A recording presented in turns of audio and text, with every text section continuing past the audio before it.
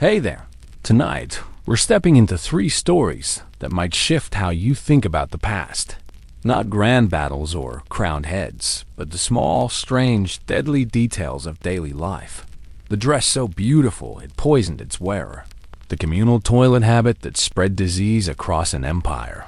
And the warriors so obsessed with cleanliness that their enemies went to war partly out of jealousy. If this kind of slow, detailed history helps you unwind, feel free to like the video and subscribe, but only if it actually brings you peace.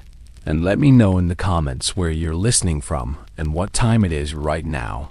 There's something oddly comforting about knowing who else is out there, drifting off to these same peculiar fragments of the past. So settle in, dim the lights, let the strange truths of history wash over you. And let's begin with a color that killed. Part 1. The green that glowed and killed. Picture a ballroom in Victorian London, 1860-something. The season is in full swing, which means endless rounds of dinners, dances, and social performances designed to display wealth, taste, and marriageable daughters to their best advantage.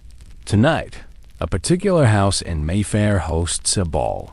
Gaslight flickers across walls papered in the most fashionable shade of the season. Emerald green. Vivid, jewel-like, impossible to ignore. The light from gas lamps, still a relatively recent innovation, is far brighter and steadier than the candlelight that lit ballrooms just a generation earlier. This new illumination demands new fashions. Colors that might have looked garish in candlelight now appear sophisticated and striking. And no color captures attention quite like this particular shade of green. Women swirl across the polished floor in gowns of this brilliant hue, their skirts rustling, their faces flushed with dancing and the peculiar warmth of a crowded room. The weight of their dresses alone is enough to make movement an effort.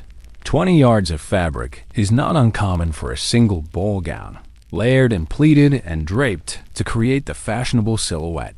Add to that the crinolines, the petticoats, the corsets, and you have women literally weighted down by fashion. One woman, in particular, draws every eye.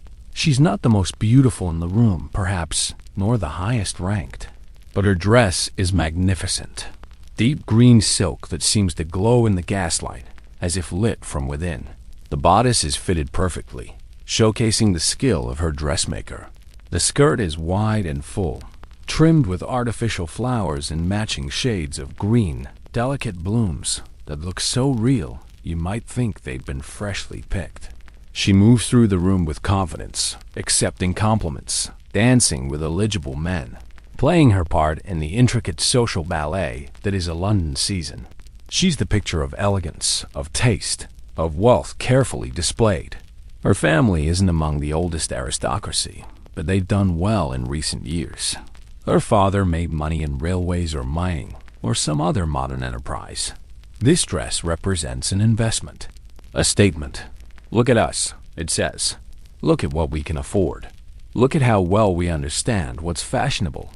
What no one in that ballroom knows, what she herself doesn't know, is that her beautiful gown is slowly poisoning her, and not just her. Every person she brushes against as she moves through the crowd, every surface her skirt touches.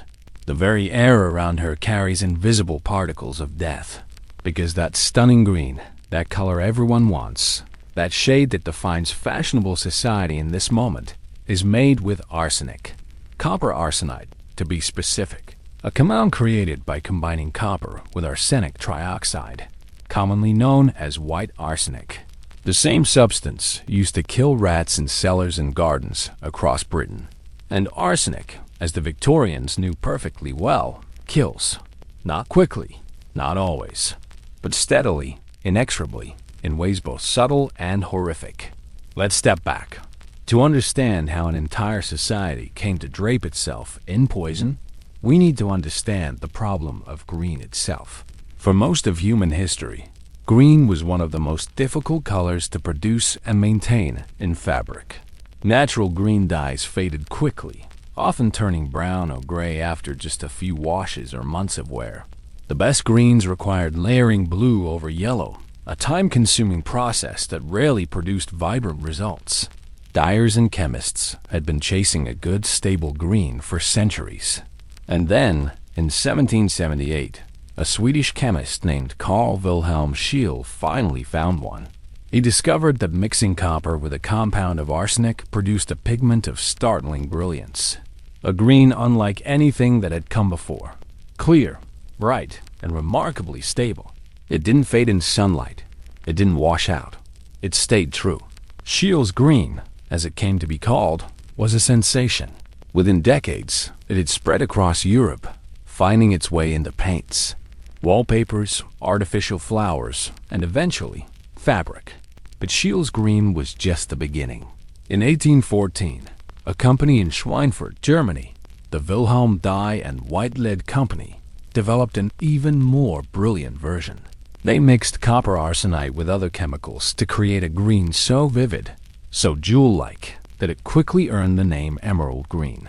Some called it Paris green, after it became the height of fashion in French society.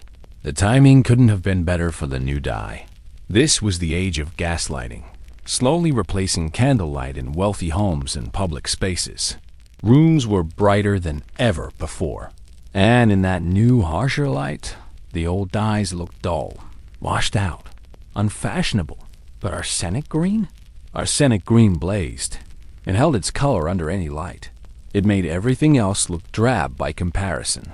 And so the color swept through Victorian society like wildfire, not just in clothing, though certainly there. Green dresses became the must-have item for any woman of means.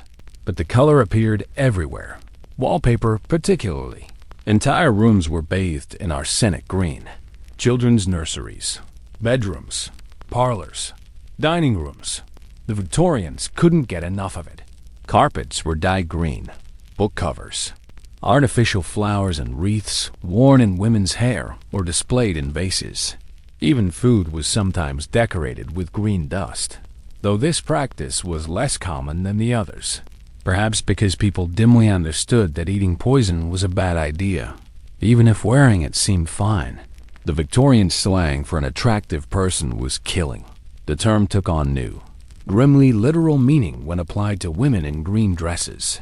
The British Medical Journal wrote that a woman in an arsenic green gown carries in her skirts poison enough to slay the fly, all of the admirers she may meet with in half a dozen ballrooms. They weren't exaggerating.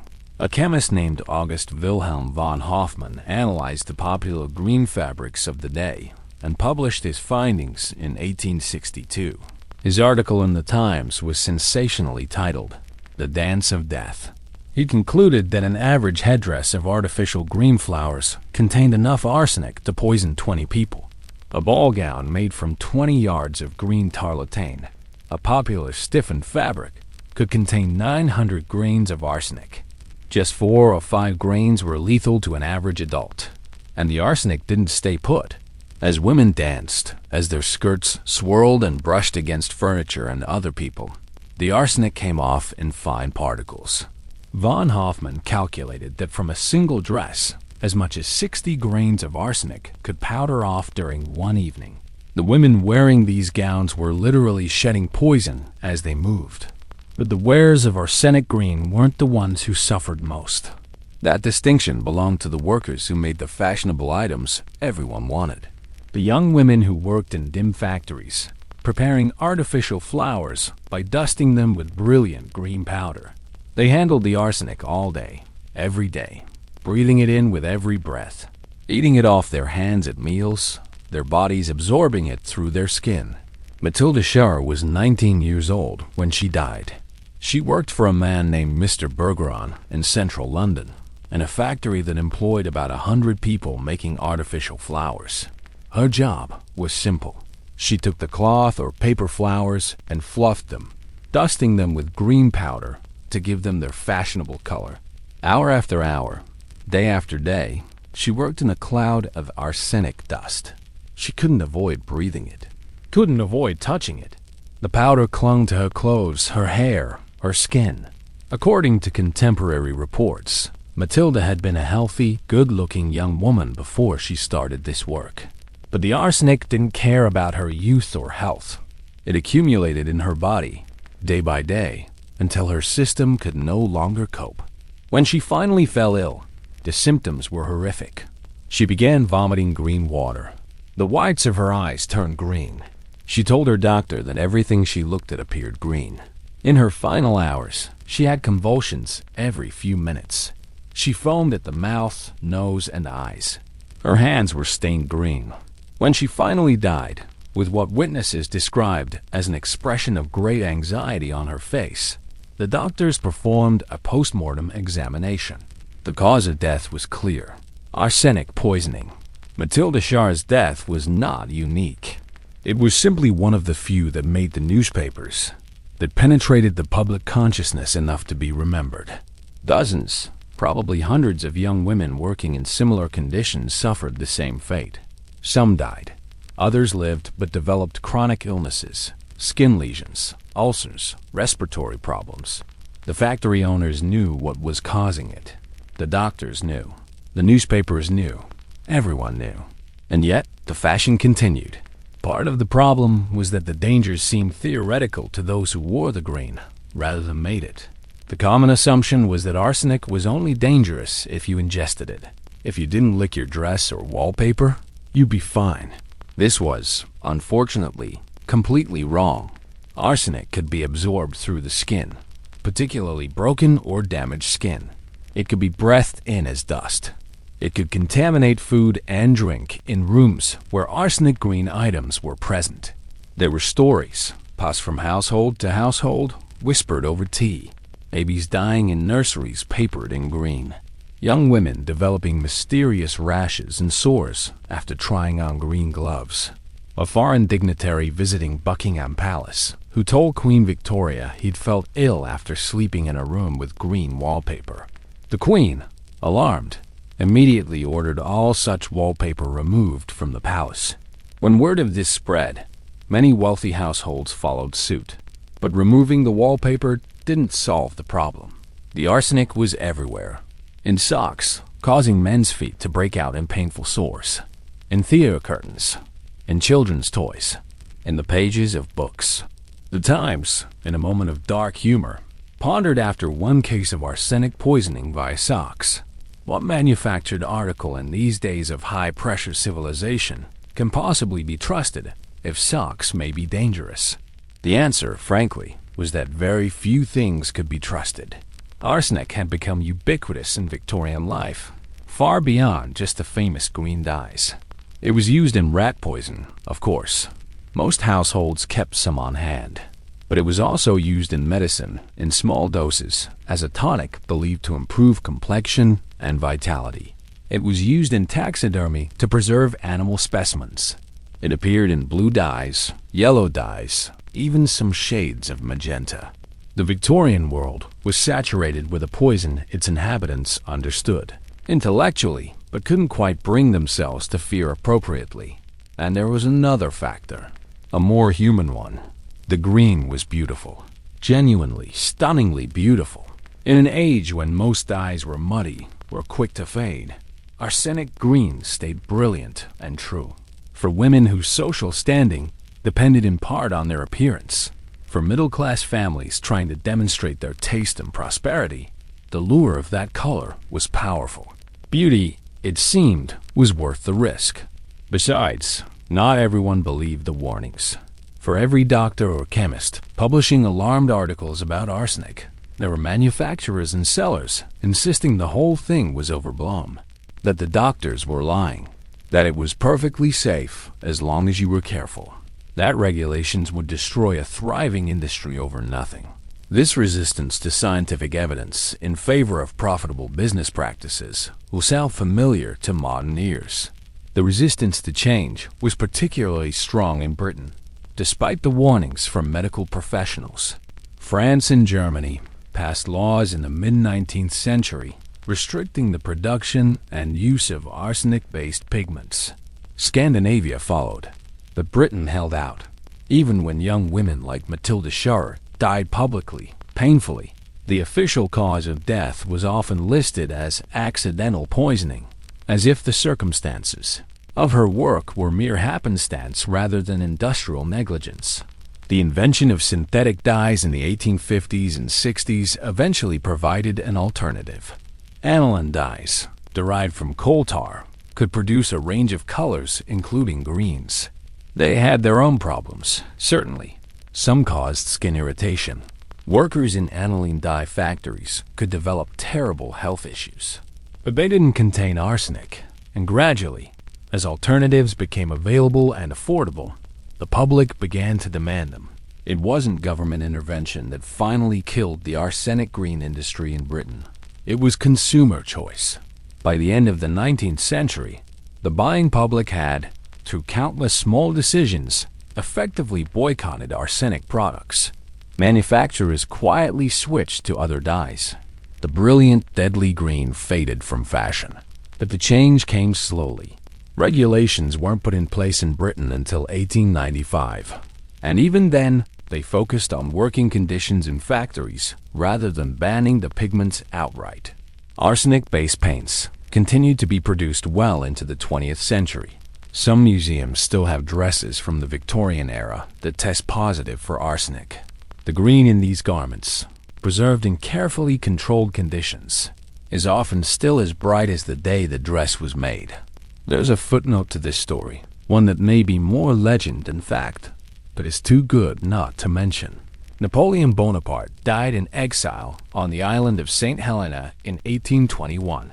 The official cause of death was stomach cancer. But Napoleon's quarters on St. Helena were decorated extensively with green wallpaper. In the 1980s, samples of that wallpaper were analyzed and found to contain high levels of arsenic. Some historians and scientists have speculated that Napoleon was slowly poisoned, not by deliberate human action, but by his own wallpaper. In the damp climate of St. Helena, MOLD growing on arsenic-laden wallpaper could have released toxic arsenic compounds into the air. Napoleon's symptoms before death, documented in detail, match arsenic poisoning. The theory remains controversial. Many historians argue the evidence points more clearly to cancer, but the possibility lingers, strange and darkly poetic. The great emperor, survivor of countless battlefields, potentially undone by fashionable wallpaper. Whether or not Napoleon was killed by his decor, countless others certainly were. The exact number will never be known. Factory workers like Matilda Scharrer, children sleeping in green nurseries, women dancing in green gowns, all of them in pursuit of a color that glowed with life, met with slow or sudden death. The Victorians knew arsenic was poisonous. They kept it in their homes to kill rats. And yet, they covered themselves, their walls, their children, in the same substance. It's easy, from our vantage point, to shake our heads at their foolishness. But we should be careful. Every age has its own forms of beautiful poison. Things we know are harmful, but can't quite bring ourselves to give up. The Victorians had their green. We have ours. Part 2. The sponge on a stick. Let's leave Victorian England now and travel back nearly 2,000 years to ancient Rome, the empire at its height. Aqueducts bringing fresh water from mountain springs to bustling cities. Public baths where citizens could socialize, conduct business, and clean themselves. Sewers carrying waste away from populated areas. The Romans, by many measures, were the most hygienic civilization of the ancient world. And yet, there was this. The sponge on a stick. If you walked into a public latrine in ancient Rome, you would have seen marble or stone benches lining the walls. The benches had keyhole-shaped openings cut into them, positioned close together. No partitions, no doors, no privacy. Just a line of seats where Romans sat shoulder to shoulder, conducting their business in full view of one another. Below the seats ran channels of water, flushing waste away into the sewer system. At the user's feet, another shallow channel of running water. And resting in that channel, or in buckets nearby, was the tussorium, the sponge on a stick. The tussorium, also called a xylospongum, was exactly what it sounds like. A natural sea sponge, soft and absorbent, attached to one end of a wooden stick. The stick was long enough to reach around and accomplish what needed accomplishing after one had used the facilities.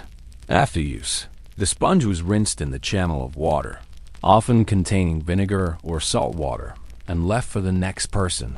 Yes, left for the next person. We should pause here and acknowledge that there's some scholarly debate about exactly how the tersorium was used. Some historians argue that each person may have brought their own sponge and taken it home after. But the weight of evidence suggests that many public latrines had communal sponges, shared, reused, passed from stranger to stranger throughout the day. The ancient sources are frustratingly vague on the details, as ancient sources often are about matters considered too mundane to warrant detailed description. Nobody writes instruction manuals for toilet paper. The Romans didn't write manuals for their sponge sticks. But we have enough references to piece together a picture. The Roman philosopher Seneca the Younger, writing in the 1st century, tells the story of a Germanic gladiator who committed suicide using a tersorium. The man, unwilling to face death in the arena, went to the latrine, the only place he could be alone and unsupervised. There he took the sponge on its stick and forced it down his throat, blocking his airway until he suffocated. Seneca describes this as a desperate, undignified death. But the detail that matters for our purposes is this. The tersorium was there, in the latrine, available for anyone to grab and use. It wasn't the gladiator's personal possession. It was communal property. Archaeological evidence supports this. Remnants of wooden sticks with sponge attachments have been found in the remains of Roman latrines. Replicas have been constructed based on these finds. They were simple tools, functional, meant for repeated use by many people. Now, let's think about what this means. The tersorium was used for the most intimate hygiene, then rinsed in water. The water channels in Roman latrines did flow continuously, which helped. And vinegar, or salt water, does have some antibacterial properties, which is better than nothing. But these were not sterilizing conditions, not by any modern understanding. If one person using a public latrine had intestinal parasites, and they almost certainly did because parasitic infections were extremely common in the ancient world, the sponge would pick up eggs or larvae. The rinse in the channel might remove some, but others would remain, embedded in the sponge's texture, ready to transfer to the next user. Dysentery, cholera, a host of gastrointestinal ailments, all spread readily through fecal-oral contamination. The shared tersorium was practically designed to facilitate this, and it wasn't just disease. Think about the simple physical reality. The tersorium was a damp used cleaning implement sitting in not always clean water. Even with the best intentions, even with frequent rinsing, it was not a sanitary system. Modern studies of ancient Roman latrines have found evidence of exactly the kinds of parasites and pathogens you would expect. But Romans didn't know about bacteria. They didn't understand germ theory. They couldn't see the microscopic organisms that cause disease. What they understood was that water was cleansing, flowing water especially. And from that perspective, the tersorium rinsed in running water seemed perfectly reasonable, clean, even. The Romans did, however, understand that some things spread disease, even if they didn't understand how. They noticed that certain areas were unhealthy. That disease clustered in crowded, poor neighborhoods. That some water sources made people sick, while others didn't. They built their famous aqueducts to bring clean water from distant mountain springs precisely because they observed that such water was healthier than water drawn from rivers near cities. They knew bad air, what they called miasma, could cause illness. They thought this bad air came from swamps, from rotting matter, from unpleasant smells. This wasn't completely wrong, actually. Swamps did harbor disease-carrying mosquitoes. Rotting matter did attract rats and flies that spread illness. They had the correlation right, even if the mechanism they imagined was incorrect. But when it came to the tersorium, the connection between shared sponge and shared disease wasn't obvious. Disease seemed random, not clearly linked to any specific practice. And the alternative, what would it be? Cloth was expensive and needed to be washed, creating its own hygiene issues. Leaves or moss, used by people in less urban settings, were practical for a city. Stones, which were also sometimes used, were uncomfortable and could cause injury. The tessorium, for all its faults by our standards, represented a kind of Roman solution, efficient, communal, making use of the empire's water infrastructure. It worked well enough, from their perspective, that it remained standard for centuries. We should note that not everyone used the public latrines. Wealthy Romans had private facilities in their homes, latrines built over cesspits. They likely had their own cleaning implements, not shared with the general public. Some wealthy people probably used cloth or sponges they didn't share.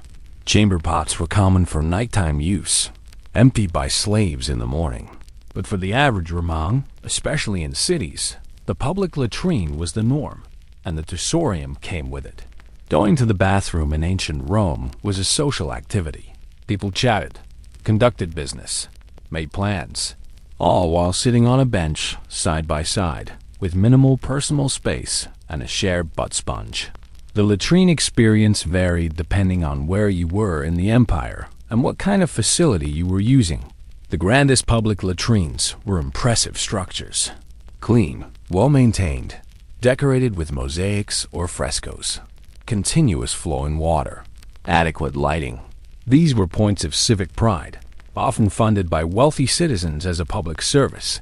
But many public latrines were less pleasant, dark, smelling strongly of waste despite the flowing water, infested with rats and insects. The openings in the benches sometimes allowed gases from the sewer to rise up, which was unpleasant and occasionally dangerous.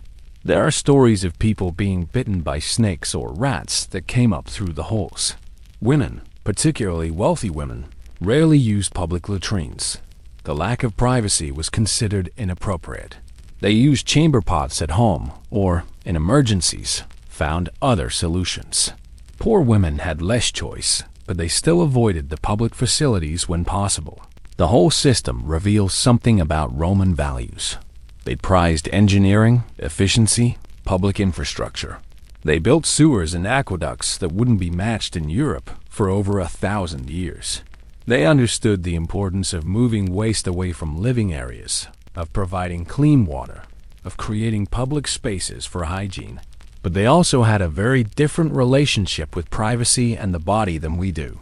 Romans bathed communally in public bathhouses, often men and women together. They exercised naked in public gymnasiums. The idea of being private about bodily functions wasn't part of their culture in the same way. So, sitting on a toilet bench next to your neighbor, sharing a sponge, didn't strike them as particularly strange or offensive. It was just efficient. The fall of the Roman Empire in the West brought an end to many of these systems. The aqueducts fell into disrepair, the sewers clogged, the public baths closed, and the tessorium disappeared, replaced by a return to more primitive methods. Medieval Europeans used whatever was at hand: leaves, straw, cloth, their hands. The idea of a dedicated cleaning implement, even a shared one, was lost along with so much other Roman knowledge. It wasn't until the modern era, with the invention of toilet paper in the mid-19th century, that Europeans had anything approaching a hygienic, personal, disposable solution. And even then, toilet paper took decades to catch on widely. People didn't immediately see the need. It seemed wasteful, expensive. We look back at the Romans and their shared sponge with a mixture of admiration for their engineering and horror at their hygiene.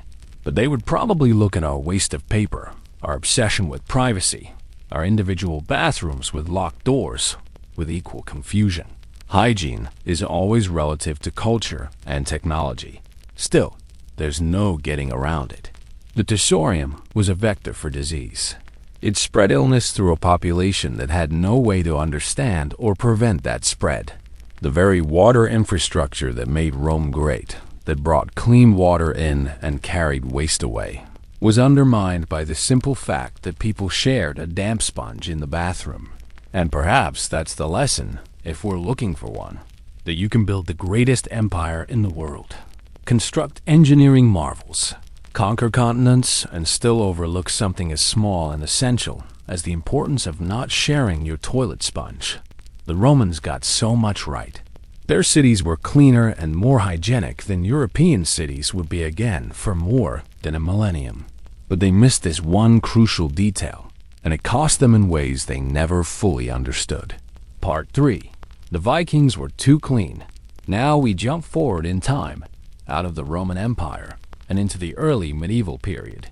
The Viking Age, roughly 800 to 1100. When you hear the word Viking, what image comes to mind? Probably something involving helmets, though historical Vikings didn't actually wear horned helmets. Longships with dragon prows, battle axes and raids on coastal monasteries, fierce warriors with tangled beards, covered in mud and blood, as savage as they were fearless. That image comes to us largely from Christian chroniclers, who had very good reasons to portray Vikings as terrifying barbarians. These were, after all, the people raiding monasteries, taking slaves, demanding tribute. Painting them as uncivilized made narrative sense. But here's the thing. Archaeological evidence, and even some of those same Christian chronicles, tell a very different story about Viking hygiene. The Vikings weren't dirty barbarians. In fact, they may have been the cleanest people in medieval Europe. And their neighbors, particularly the Anglo-Saxons in England, resented them for it. Let's start with the archaeology. When Viking burial mounds are excavated, certain items appear again and again. Weapons, yes. Jewelry and coins. But also, in enormous numbers, personal grooming tools. Tomes made from bone, antler, or ivory, often intricately carved and kept in special protective cases. Tweezers for removing unwanted hair. Razors for trimming beards and shaving heads. Ear spoons for cleaning ears. Nail cleaners. These weren't rare luxury items buried only with the wealthy. They appear in graves across social classes, from chieftains to relatively ordinary farmers. The combs especially were ubiquitous. Almost every Viking seemed to carry one. They were made with care, decorated, valued enough to be buried with their owners. This wasn't just about appearance. This was about daily practice. The Vikings combed their hair every day. Not as a special occasion thing, every day. We know this not just from the artifacts, but from written sources. John of Wallingford, a Benedictine monk writing in the early 13th century, complained about the Danes, his term for all Scandinavians, in terms that tell us a great deal about both cultures. According to John of Wallingford, the Danes, thanks to their habit of combing their hair every day, of bathing every Saturday, and regularly changing their clothes, were able to undermine the virtue of married women and even seduce the daughters of nobles to be their mistresses. Read that again. The monk is complaining that Vikings were too clean, that their excessive grooming made them irresistible to Anglo-Saxon women. He's not praising them. He's genuinely upset about it. And implicit in his complaint is the fact that Anglo-Saxon men were not combing their hair daily, not bathing weekly, not changing their clothes regularly. The Vikings bathed once a week on Saturday. In Old Norse, Saturday was called Logurdagur, which literally means washing day or bathing day. The modern Scandinavian words for Saturday still reflect this. Lørdag in Danish and Norwegian, Lardag in Swedish, Lauantai in Finnish. The day itself was named for the practice of bathing. Once a week doesn't sound like much by modern standards. We shower daily, many of us multiple times a day. But in early medieval Europe, bathing once a week was extraordinarily frequent. Many Anglo-Saxons bathed only a few times a year. Some accounts suggest once or twice annually, perhaps at major festivals or when the weather was warmest. Why the difference? Several factors. First, the Vikings had better access to hot water. Iceland, where many Norse people settled, had abundant hot springs. These geothermal pools provided naturally heated water perfect for bathing. Archaeological evidence shows Vikings built bathhouses around hot springs, creating proto-saunas where they could wash in comfort. On mainland Scandinavia, in Norway and Denmark and Sweden, Vikings built bathhouses heated by wood fires. In summer, They bathed in lakes and rivers. But even in winter, they maintained their Saturday washing day, heating water in cauldrons and pouring it into large wooden tubs. The practice wasn't just about getting clean. It was social. Community members gathered at bathhouses. They washed, yes, but they also talked, shared news, conducted business. It was time deliberately set aside for hygiene and socializing, much like the Roman baths had been centuries earlier. After sweating in the hot bathhouse, Vikings would soap themselves thoroughly. Their soap was made from animal fats and wood ash, creating a crude but effective cleanser. It had a gritty texture and probably didn't smell particularly pleasant, but it worked. It removed dirt and grime effectively. Some Vikings even used this strong soap to bleach their hair and beards, lightening them to pale blonde, which was considered very attractive in Norse culture. The grooming didn't stop at bathing. Vikings trimmed their beards carefully.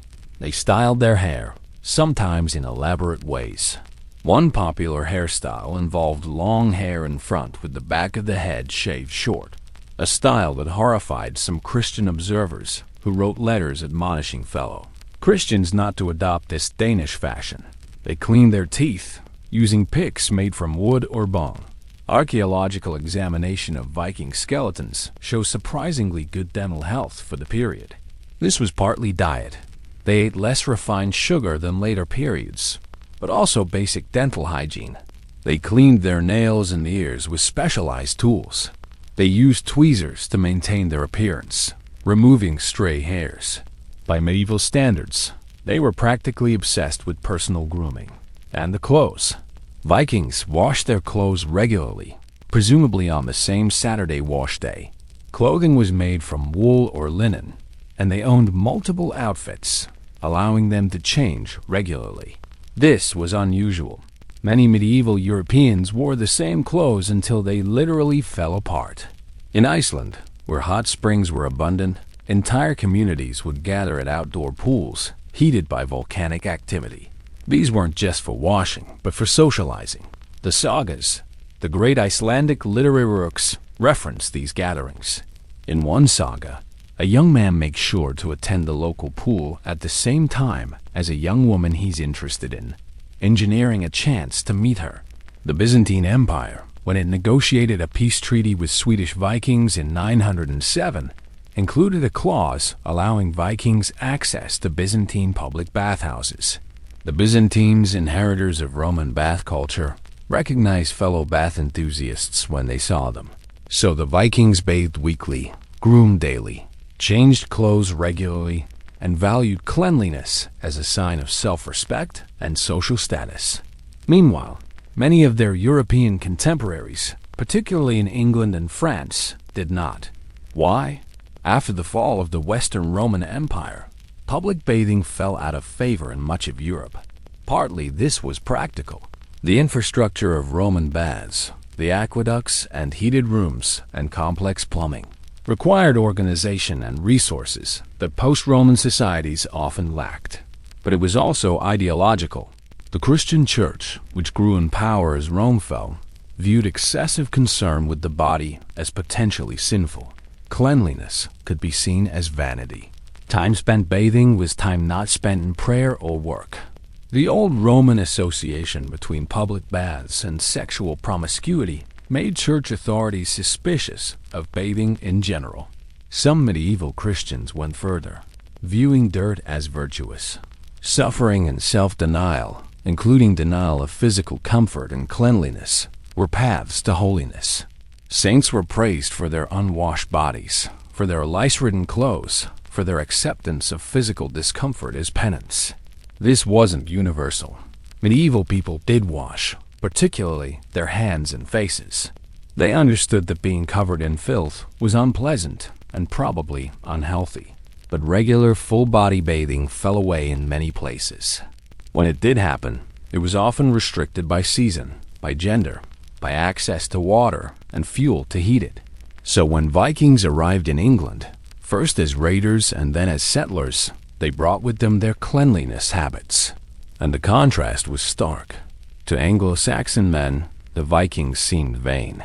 excessively concerned with appearance. All that hair combing and beard trimming and bathing, it was frivolous, unmanly, even.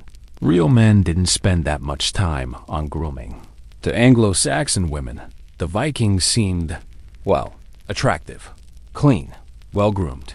They smelled better. Their clothes were cleaner. They took care of themselves. And yes, as John of Wallingford complained, Anglo-Saxon women did sometimes leave their husbands for Vikings. The chronicles mention this repeatedly, always in tones of outrage. This created tension. Cultural clashes always do. But when the clash involves one group of men being more attractive to women than another group, the tensions get personal fast. On November 13th, 1002, King Theled II of England ordered a massacre. On that day, which became known as St. Brice's Day, Anglo-Saxons across England attacked and killed Danes wherever they could find them. The official reason was political. Vikings had been raiding and settling in England for generations. There were legitimate grievances. But reading the accounts, it's impossible not to notice the personal anger, the resentment. These foreigners with their fancy grooming and their bathing habits and their success with English women. The massacre was brutal, and while hygiene wasn't the only reason, it was part of a broader cultural resentment that included the Vikings' difference in personal habits. The irony is rich. Vikings are remembered in popular culture as dirty savages. In reality, they were more hygienic than the supposedly civilized Christians they raided. They bathed more frequently. They groomed more carefully. They valued cleanliness in ways their contemporaries had largely abandoned. And this tells us something important about how history gets written. The people who write the chronicles shape the narrative. Christian monks writing about pagan raiders had every reason to portray them as barbaric. And for centuries, that narrative stuck. Only now, with archaeology and careful reading of the sources, can we see the truth underneath. The Vikings' cleanliness wasn't just about aesthetics. It was part of their culture's value system. Being well-groomed showed self-respect, respect for others, and social status. It was tied to honor, that crucial Norse concept. A man who didn't maintain his appearance was not fully respectable. There were even laws about it.